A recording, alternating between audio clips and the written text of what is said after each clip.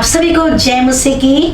और एक और बार मैं बहुत खुश हूँ कि आप सबके बीच में परमेश्वर के वचन से आज मैं आपसे कुछ संदेश को दे पाऊँ। और आज के संदेश का मैंने शीर्षक दिया है यहोवा एल रोही। इसका अर्थ है कि परमेश्वर हमें देखता यहोवा एल रोही। आज जब हम संसार में देखते हैं कई लोगों के पास काफ़ी संदेह और काफ़ी सवाल हैं। उसका कारण क्या है? जब संसार में होने वाले पीड़ा व दर्द, जब चारों तरफ आशाहीनता को देखते हैं, कई लोगों के पास काफ़ी सवाल आ जाते हैं। क्यों ये दर्द, क्यों ये पीड़ा, क्यों ये महामारी का कारण क्या है? क्या परमेश्वर नहीं देख रहा है? प्रियो, आज हम देखेंगे कि परमेश्वर यहोवा एल रोही वो हमें देखता है। और हम जानते हैं कि हमारे जीवन में दर्द व पीड़ा आने के कुछ कारण हैं। कुछ पीड़ा व दर्द हम अपने गलत चुनाव के कारण हमारे जीवन में आते हैं। और कुछ जो दर्द हमारे जीवन में आते हैं जिसमें हम निर्दोष रहते हैं, हम कोई भी गलती किए नहीं रहते हैं, लेकिन फिर भी अनजान तरीके से वो दर्द से हमें होकर गुजरना पड़ता है। और हम सब जानते हैं कि शारीरिक दर्द से काफी गंभीर है मानसिक व भावनात्मक जो दर्द। और मैं जानती हूँ जब आज के दिन हम इस संदेश को सुन रहे हैं, आप में से कुछ लोग ऐसी परिस्थिति से होकर गुजर रहे हैं जिसमें आप एक दर्द भरा एक अवस्था में हैं। और आप प्रभु से सवाल कर रहे होंगे कि प्रभु क्यों तू मुझे ये पीड़ा दिया, क्यों मैं इस दर्द से होकर गुजर रही हूँ, मैंने तो कोई गलती नहीं किया है। लेकिन प्रभु के बच्चे होने के कारण हम एक बात को समझना है कि दर्द जो हमारे जीवन का भाग है, इस संसार के सारे इंसान को दर्द से होकर गुजरना होता है। लेकिन प्रभु के संतान होने के नाते हमारे अंदर परमेश्वर ने एक भरोसा को दिया है, परमेश्वर ने अपनी वायदा को दिया है। हमें क्या करना है? हमें परमेश्वर को अपने दर्द के समय उसको महिमा देना है। और हम जानते हैं कि परमेश्वर ने अपने वचन यूहन्ना 16:33 में प्रभु यीशु मसीह स्वयं कहते हैं, संसार में तुम्हें क्लेश है, लेकिन ढाढ़स बांधो क्योंकि मैंने संसार को जीत लिया है। और हम सब जानते हैं कि दर्द की वादी में से भी हम जाते हैं, लेकिन परमेश्वर का जो अटूट जो असीम प्रेम है वो हमेशा निहारता रहता है और वो तैयार रहता है हमें उससे बाहर लाने के लिए। और प्रभु यीशु मसीह ने कहा कि संसार के अंत तक वो हमारे साथ रहेगा। हमें अपने क्लेश में धीरज को धरना है। जब हम प्रेरित पौलुस के जीवन को देखते हैं, अब जब वो पीड़ा से होकर गुजर रहा है और उस दर्द से होकर गुजरता है, वो रोमियो 8:28 में क्या कहता है? जो कोई भी परमेश्वर को प्रेम करता है उन सब के लिए सब बातें मिलकर भलाई को उत्पन्न करती हैं। जब मैं और आप दर्द से होकर गुजरते हैं और कोई आके कहता है रोमियो 8:28 कि इस बात से भलाई उत्पन्न होगी, तो हमारे जीवन में, हमारे मस्तिष्क में इस प्रकार के विचार आएंगे, इस दर्द के समय कैसे भलाई उत्पन्न करेगा परमेश्वर। हम कई सवाल परमेश्वर से करते हैं। लेकिन जब हम पौलुस के जीवन को देखते हैं तो हम क्या पाते हैं? पौलुस जो अपने जीवन में काफी दर्द व पीड़ा से गुजरा, कई बार उसे पकड़ा गया, कई बार उसे मारा गया, उसका जहाज टूट गया और कई बार उसे बंदीगृह में डाला गया। लेकिन इन सब दर्द और पीड़ा के बीच में वो कहता है कि परमेश्वर सब बातों में, मेरी सारी पीड़ाओं में वो भलाई को उत्पन्न करेगा, क्योंकि वो जानता था कि परमेश्वर यहोवा जो उसका एल रोही है, जो उसे दिखता है। मुझे और आपको आज अपने जीवन में एक बात को समझना है, हमारे दर्द के समय में हमें देखने वाला एक परमेश्वर है। ये एक यहोवा एल रोही है जो हमेशा हमारे दर्द के समय, हमारी तकलीफ के समय, वो सही समय पर हमें देखकर हमें छुटकारा देने वाला है। क्योंकि हर एक दर्द के पीछे परमेश्वर के पास हमारे लिए एक उद्देश्य है। हमें एक बात को जानना है कि परमेश्वर जब इस दर्द से हम होकर गुजरते हैं, उसके अलौकिक कार्य को हम अपने जीवन में देख सकते हैं। और आज हम बाइबल से एक ऐसे व्यक्ति के जीवन का अध्ययन करेंगे जो अपने जीवन में एक दर्द से होकर गई और उस पीड़ा के समय में जब वो निस्सहाय थी, जब वो अकेले थी, उस समय यहोवा एल रोही परमेश्वर ने उसे देखा।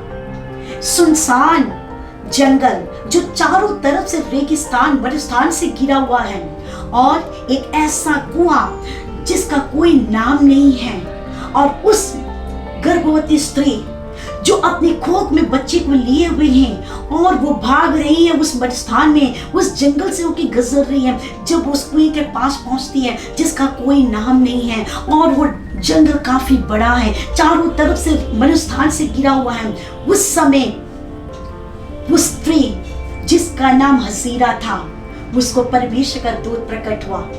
और परमेश्वर के दूत जब उत्पत्ति उसके 16 अध्याय को देखते हैं, और हम पाते हैं जो हजीरा जिसका जीवन पूरी तरह से बेरंग हो चुका है और जिसका अतीत को कभी कोई बदल नहीं सकता है, लेकिन उत्पत्ति 16 के 8 में परमेश्वर का स्वर्गदूत उसके सामने प्रकट हुआ और उसे कहता है, सारे की दासी हजीरा तू कहाँ जाती है और कहाँ से तू आती है। परमेश्वर जो सब कुछ जानता है, जो हमारे अतीत को, जो हमारे आज को, जो हमारे कल को जानता है, और वो जानता हजीरा कहाँ से आती है और कहाँ को जाती है। लेकिन फिर भी परमेश्वर का स्वर्गदूत परमेश्वर से कहता है, ये हजीरा सारे की दासी तू कहाँ से आती है और कहाँ की ओर जाती है। और वो हैरान हो जाती है क्योंकि उसके जीवन में अभी और कुछ नहीं दिखाई दे रहा है, सिर्फ वो मृत्यु को देख रही है। तब परमेश्वर का वचन उसके पास आता है और वो बहुत आनंदित हो जाती है, और परमेश्वर के स्वर्गदूत वहां पे अपने शब्द को नहीं खत्म करता, और ये जो एक बहुत ही कठोर भरा शब्द है, और वो अपने शब्द को पूरा ना करते हुए एकदम से कहता है, तू वापस जहां से आई है और जिस स्वामी के पास से तू आई है, और उसी स्वामी के पास तू लौट के चला जा। और हजीरा एक ऐसी स्त्री जो अपने स्वामी के अत्याचार को सहकर, जो शोषण को सहकर वो घर को छोड़ के भाग निकली है, और यहाँ पे परमेश्वर से कहता है तू वापस वहीं चले जा और अपने स्वामी के अधीन में हो जा, उसके वश में हो जा, तू वहीं पे रह। हालेलुया। और हम सोच सकते हैं कि परमेश्वर जो एक स्त्री गर्भवती है, जो निराशा में है, जो शारीरिक रूप से निर्बल है, जो मानसिक रूप से टूट चुकी है, उसको परमेश्वर कहता है कि तू आगे ना जा, लेकिन वापस जाके अपने स्वामी के अधीन में हो जा। अब हजीरा के पास सिर्फ 2 ही चुनाव हैं, उसके आगे 2 ही विकल्प हैं। या तो वो परमेश्वर की वाणी को सुनकर वापस अपने स्वामी के पास जाकर अपने आप को उसके अधीनता में कर ले, या फिर दूसरा चुनाव उसके पास ये है कि वो अकेले ही उस लंबे जंगल की यात्रा को करके वो छोड़ चले जाए। लेकिन हजीरा उसने निर्णय लिया, इस 2 विकल्प में मैं मृत्यु को नहीं चुनूंगी, लेकिन मैं परमेश्वर की आवाज को सुनकर, जो मुझे देख रहा है उसकी आवाज को सुनकर मैं वापस अपने स्वामी सारे और अब्राहम के पास जाऊंगी। और इस प्रकार से वो वहां जाने के लिए निर्णय लेती है एक नए दृष्टिकोण के साथ। Praise the hallelujah. और यहाँ पे हम देखते हैं कि परमेश्वर का प्रेम कितना महान है, और वो उसको कभी भी अकेले ना छोड़ा।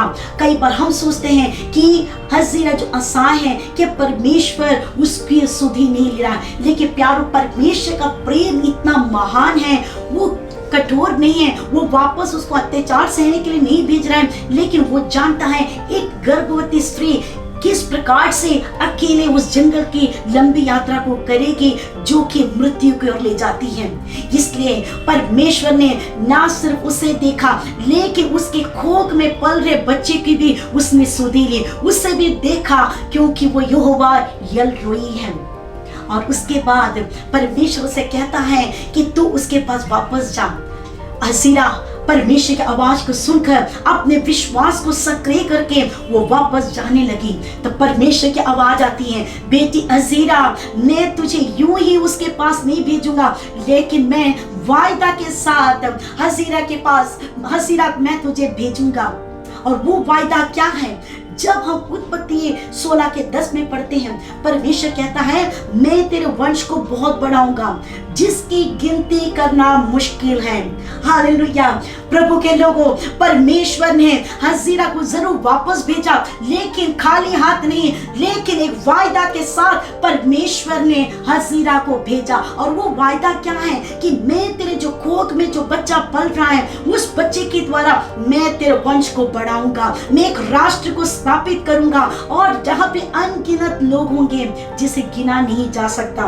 Praise the hallelujah. अब परमेश्वर कहता है ये हजीरा तो मृत्यु को नहीं देखेगी, लेकिन तू जीवित रहकर अपने बच्चे को देखेगी। तू मृत्यु को नहीं देखेगी, लेकिन जीवित रहकर तू आशीष की कटनी को काटेगी। हालेलुया। हमारा परमेश्वर कितना सामर्थी है। हजीरा दासी है, लेकिन परमेश्वर ने किसी का पक्षपात नहीं करने वाला परमेश्वर, जो वायदा उसने अब्राहम से किया वही वायदा वो हजीरा से करता है कि मैं तेरे वंश को बढ़ाऊंगा, मैं तेरे द्वारा एक राष्ट्र को स्थापित करूंगा और उस राष्ट्र में अनगिनत लोग होंगे जिसकी गणना नहीं की जा सकती है। हमारा परमेश्वर कभी भी पक्षपात करने वाला प्रभु नहीं है। जो अब्राहम से वायदा किया वही वायदा उसने हजीरा से किया, वही वायदा आज प्रभु मुझसे आपसे करता है। कई बार हम रेगिस्तान के जैसे जगह पे आ जाते हैं, हम अकेले पड़ जाते हैं, हम निस्सहाय पड़ जाते हैं, लेकिन प्रभु कहता है मैं तुझे देखता हूँ और मैं तुझसे बड़े कार्य करवाना चाहता हूँ। प्रभु ने मेरे लिए और आपके लिए वायदा को दिया है।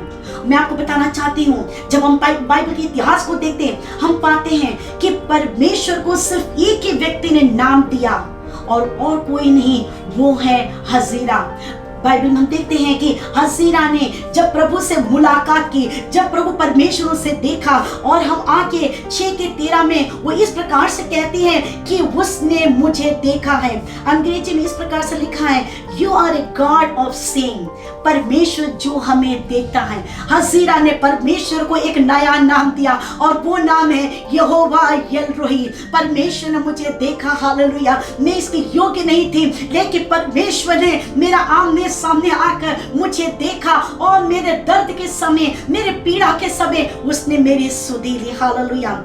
और फिर हम देखते हैं कि हजीरा उस कुएं के पास, जिस कुएं का कोई भी नाम नहीं था, वो कुआं आज तक प्रसिद्ध नहीं था, लेकिन जब परमेश्वर ने हजीरा के सामने प्रकट हुआ, हजीरा से वायदा किया, वो कुआं प्रसिद्ध हो गया और उस कुएं का नाम पड़ गया, उस कुएं का नाम पड़ा है एल-रोही, जिसका अर्थ है जीवन का सोता जो मुझे देखता है।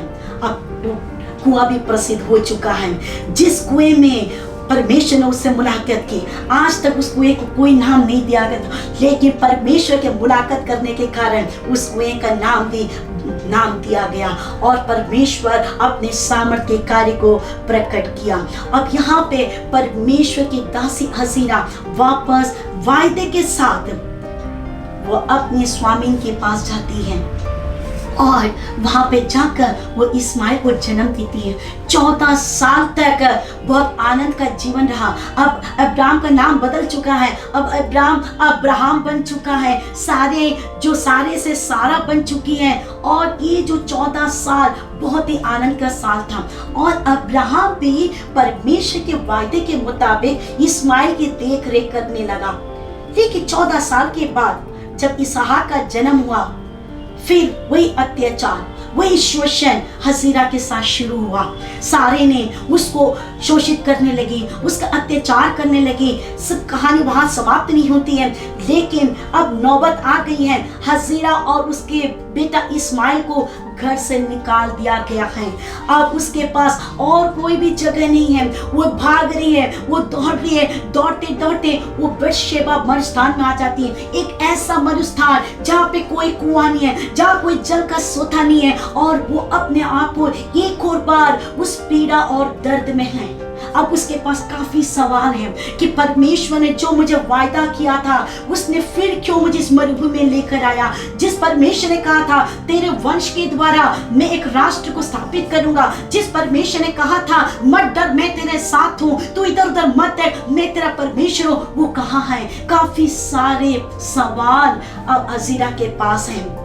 लेकिन प्रभु के लोगों, हमारा परमेश्वर यहोवा एल-रोही वो हमारे देखने वाला, सही समय पर, जिस समय परमेश्वर के समय पर, सही समय पर वो हमने देखने वाला परमेश्वर है। अब यहाँ पर हसीना थक चुकी है कि अब उसका बेटा पानी के लिए मांग रहा है और चारों तरफ कहीं पानी नहीं है। वो अपने बेटे के रोना को देख नहीं पा रही है। उसने क्या किया, अपने बेटे को उस झाड़ी के किनारे में डालकर, नीचे डालकर, वो उसके मृत्यु को ना देख पाए, इसलिए उससे दूर चले गई। और उसके पास काफी सारे सवाल, काफी सारे संदेह, काफी सारे विचार आने लगे कि परमेश्वर जिसने मुझे बनाया था, जिसने मुझसे वायदा किया था, वो कहाँ है? क्या वो मुझे छोड़ के चला गया? प्रभु के लोगों, आज मैं और आप जब हम पीड़ाओं से गुजरते हैं, हमारे पास भी अनेक सवाल होते हैं कि परमेश्वर ने मुझसे वायदा तो किया था, लेकिन प्रभु के लोगों, हमारा परमेश्वर जिसने वायदा किया है, उस वायदे को वो पूरा करने के लिए भी सामर्थ्य है। और यहाँ पर वो बालक की मृत्यु को ना देखते हुए वो दूर चली जाती हैं और फिर वो परमेश्वर की ओर निहारते रहती हैं। और परमेश्वर का कलाम कहता है, पवित्र शास्त्र बाइबल में लिखा है, मैंने तेरे आंसू को रखा है, कुप्पी में भर रखा है। हालेलुया। जब वो परमेश्वर से गिड़गिड़ाती रहती है तो स्वर्ग से परमेश्वर से कहता है कि बेटी, मैंने तेरे पुत्र के आंसू को देख लिया है और मैं तेरे वंश के द्वारा एक राष्ट्र की स्थापित करूंगा और तू एक समर्पित राष्ट्र की तू मां बन जाएगी। वो वायदा का पूरा करने का समय आ चुका है। परमेश्वर वायदा को पूरा करने जा रहा है। सही समय पर परमेश्वर उसकी पीड़ा में निहार कर उसको देखते हुए से कहता है कि अब मैं तेरे आंखों के द्वारा ऐसे कार्य को तुझे दिखाऊंगा जिस पर तू विश्वास नहीं कर पाएगी। परमेश्वर ने हजीरा की आंखों को खोल दिया और जब उसकी आंख खुल गई तो उसने क्या देखा? उस मरुस्थान जहाँ पे कोई भी जल का सोता नहीं है, लेकिन परमेश्वर ने उसको देखते हुए, उसको निहारते हुए वहां पर एक जल के सोते को फूट निकाला। Praise the Lord, hallelujah. प्रभु के लोगों, हमारा परमेश्वर कितना सामर्थ्य है और वो जान गई कि परमेश्वर जिसने वायदा किया उस वायदे को वो पूरा भी करेगा। हालेलुया। क्योंकि परमेश्वर के वचन में परमेश्वर हमें काफी सारे वायदों को दिया है। जब हम वचन संहिता में देखते हैं उसके 34 के 38 में क्या लिखा, 18 में क्या लिखा? यहोवा टूटे मन वालों के समीप रहता है और पिसे हुओं को उद्धार करता है। और बाइबल में जब हम देखते हैं कि परमेश्वर के वचन में जो भी वायदाएं दिए वो सब मेरे लिए और आपके लिए है। प्रभु का वचन कहता है, मैंने तेरे माँ के गर्भ से ही मैंने तुझे नाम लेके पुकारा है, तू मेरा ही है। प्रभु का वचन में लिखा है, मैंने तेरे नाम को मेरे हथेली में लिख लिया है। प्रभु के वचन में लिखा हुआ है, यदि तू आग में से होकर चले वो तुझे जला नहीं सकेगी, यदि तू पानी में से होकर चले वो तुझे डुबा नहीं पाएगी। ऐसे काफी वायदाएं परमेश्वर के वचन में दिया गया है। और ये जो वायदा है किसके लिए है? ये वायदा मेरे लिए और आपके लिए।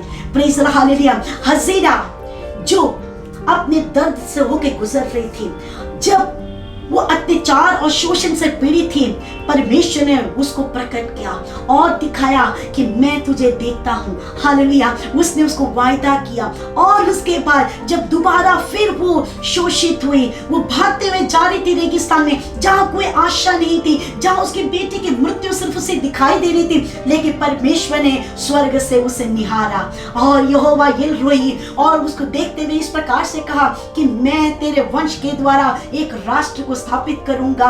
ये हजीरा, तू अब मृत्यु नहीं, तू अब जीवन को देखेगी। ये हजीरा, तेरा अतीत को कोई बदल नहीं सकता, तेरा जीवन बेरंग हो गया बोलते हैं, लेकिन मैं तुझे एक ऐसा जीवन को दूंगा जो आनंद को लेकर आने वाली है। आज मेरे और आपके जीवन में हो सकता है काफी सारी परेशानी होगी, लेकिन आप भयभीत ना हो। परमेश्वर का वायदा हमारे पास दिया गया है। प्रभु आप सबको आशीष दे। जब आज के दिन यदि आप में से कोई भी ऐसी जो परेशानी से होकर गुजर रहे, पीड़ा व दर्द से गुजर रहे हैं, आप एक बात को स्मरण रखिएगा, परमेश्वर के वचन में दिया हुआ वायदा वो मेरे लिए और आपके लिए है। वो आपको देखता है क्योंकि वो यहोवा यिर्मयाह है। वो देखता ही नहीं है, लेकिन सही समय पर वो हमें देखते हुए हमें उत्तर देने के लिए सामर्थ्य है। आइए हम अपने आंखों को बंद करें और हम प्रार्थना करें। जीवित और सामर्थ्य पिता परमेश्वर यहोवा यिर्मयाह, जो तू हमेशा हमें देखता है, हम तुझे धन्यवाद देते हैं। प्रभु यीशु मसीह, तेरा प्यार कितना महान है कि तूने हमें वायदा किया है कि जगत के अंत तक तू हमारे साथ रहेगा। बाइबल में काफी वायदा है परमेश्वर, वो सारी वायदाएं तूने हमारे लिए दे दिया, इसलिए हम तुझे धन्यवाद देते हैं। प्रभु यीशु मसीह धन्यवाद देते हैं, इस दर्द के समय में तू सिर्फ हजीरा के लिए नहीं, लेकिन तू हमारे लिए भी सामर्थ्य है। तू हमें भी देख रहा है, हमारे आने वाली पीढ़ी को आशीषित करने के लिए, हमारे जीवन को आशीषित करने के लिए तू सामर्थ्य है, इसलिए हम तुझे धन्यवाद देते हैं। प्रभु यीशु मसीह हम धन्यवाद देते हैं कि यहोवा एल रोही बनकर तू प्रतिदिन हमारी अगुवाई करता है। जो भी हम करते हैं, जो भी परिस्थिति से होकर गुजरते हैं, तू हमें देखता है और हमारे जीवन को तू आशीषित करने के लिए तूने वायदा किया है। हम धन्यवाद देते प्रभु जी। यदि हम में से कोई भी आज इस दर्द से गुजर रहे हैं, मेरी प्रार्थना यही है, यहोवा एल रोही आप उन्हें देखकर उनकी जरूरत को पूरा करने के लिए, वो दर्द में भी एक भलाई को लोग अपने जीवन में देखने के लिए, इस दर्द में भी परमेश्वर तेरे अलौकिक कार्य को वो अपने जीवन में देखने के लिए तू सहायता कर। प्रभु यीशु मसीह धन्यवाद देते हैं उस दर्द के लिए जो कलवरी क्रूस पर तूने 2000 साल पहले हमारे लिए ले लिया। उस दर्द के कारण आज हम आजाद हैं और आज हम अपने दर्द के द्वारा उस अलौकिक कार्य को देखने जा रहे हैं, इसलिए तुझे धन्यवाद देते हैं। हम सबको तू आशीष दे। प्रार्थना सुन, धन्यवाद यीशु नासरी के नाम से मांगते, सुनो ग्रहण का पिता, आमीन।